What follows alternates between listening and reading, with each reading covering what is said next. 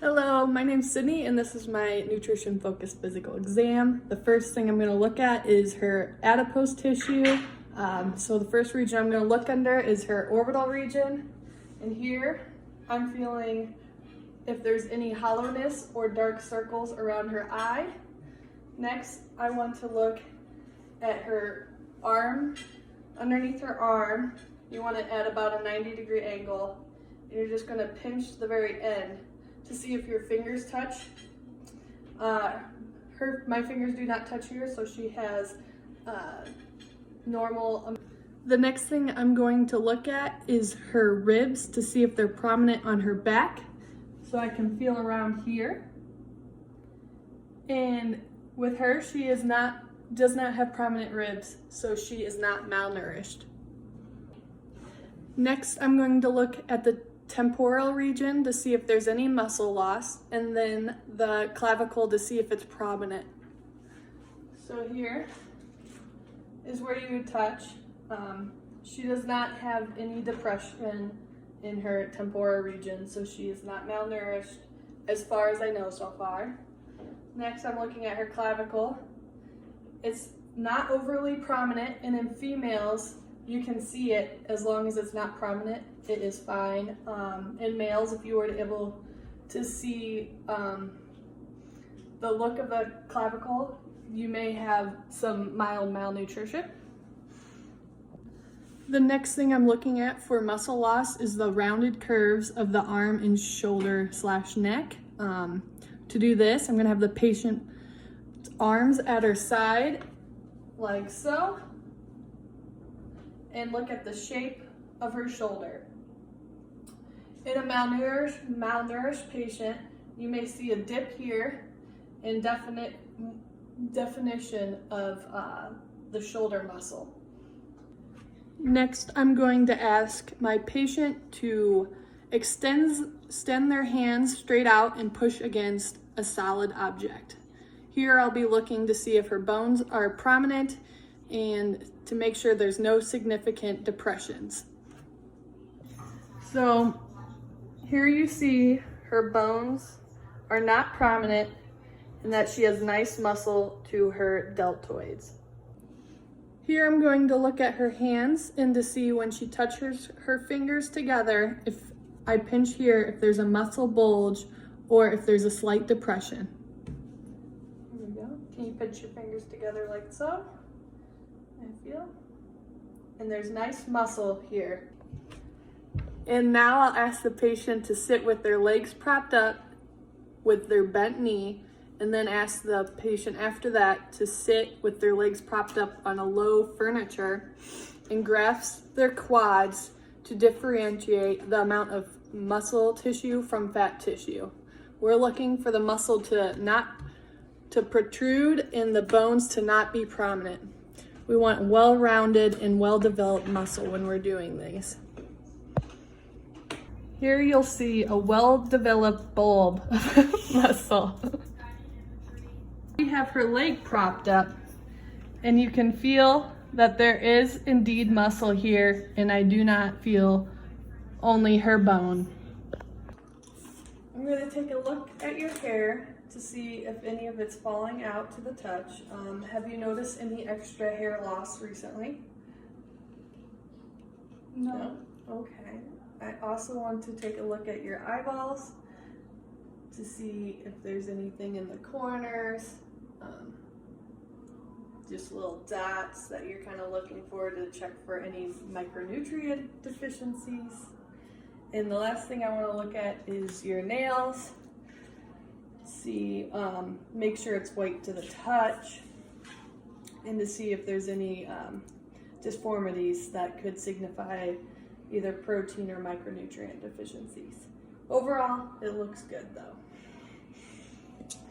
The last thing I'm going to check for to see if she has any pitting when I press on her ankle area. This will determine if she has any edema or fluid accumulation.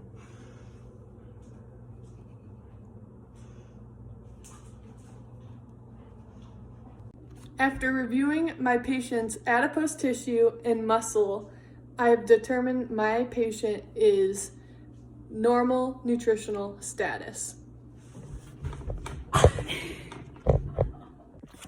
I also want to take some time to go over what I was looking at when I was looking at the eyes. One thing is looking for night blindness and asking them about that. This could signify a vitamin A deficiency if they've been experiencing that. I'm also looking for Bitot spots, and when they look away, you can see them in the corner of their eye. That would also be they'd be white or gray foamy spots, and that would also be a vitamin A deficiency. If they have excessively dry eyes, maybe a vitamin A deficiency. Otherwise, you're also looking for redness or any inflammation, because inflammation could be riboflavin or biotin, vitamin B6 or zinc deficiency, so that could be a number of things. If there's any inflammation under her eye. The other thing we're looking at is if there's any cloudiness that softens kind of the look of the eye. That could also be a vitamin A deficiency, or any paleness. So those are kind of what we're looking for when we're looking at the eye. The one thing I forgot to look at when I had my patient, however they've left now, was the tongue. And when you look at the tongue, you have them stick it out, and you can look at it with a flashlight or just kind of look at it. There could be a number of things. You could ask them about altered sense of taste, which is a common one going on right now with COVID. That could be a zinc deficiency.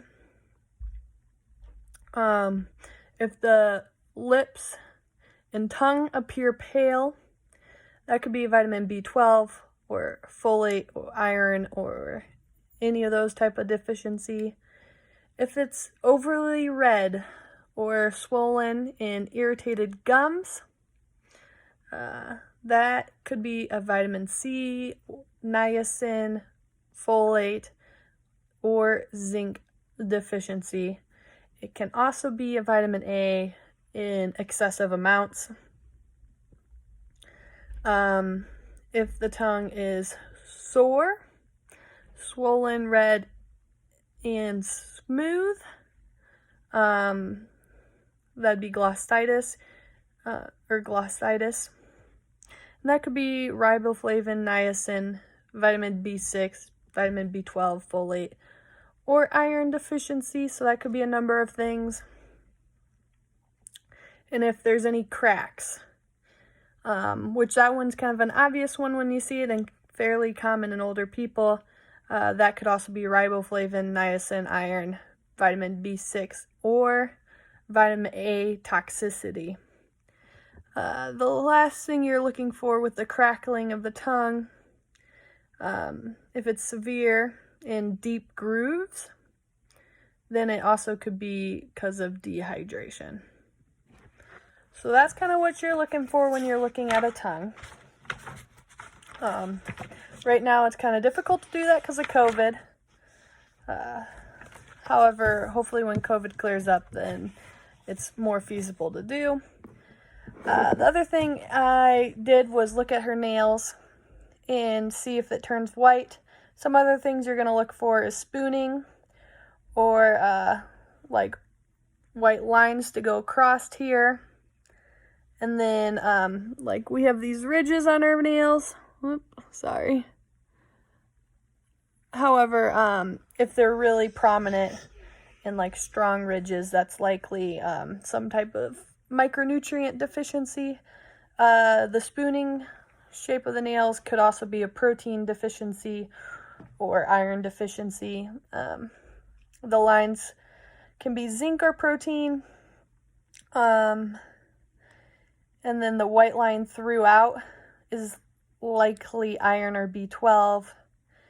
And if the nails are bulb-like, called clubbing, That could be a number of things, and definitely want to refer out that patient because they could have cancer or Crohn's or cirrhosis, or many other types of diseases. So that's going to be something you want to refer out for if they have, like, their fingers are bulb and all white. And it's just not their finger. It's not only their fingertail nail. It's like their top of their finger kind of bulbs up and is white.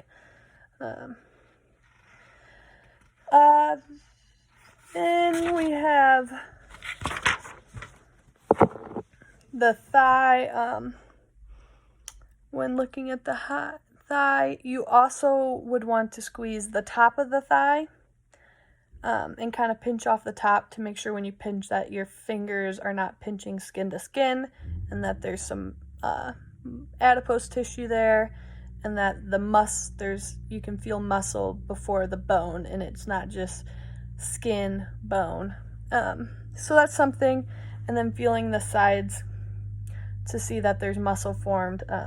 On my patient, her muscle is formed, but it can be, in severely malnourished patients, it could be very underformed muscle, and you may just feel skin on bone.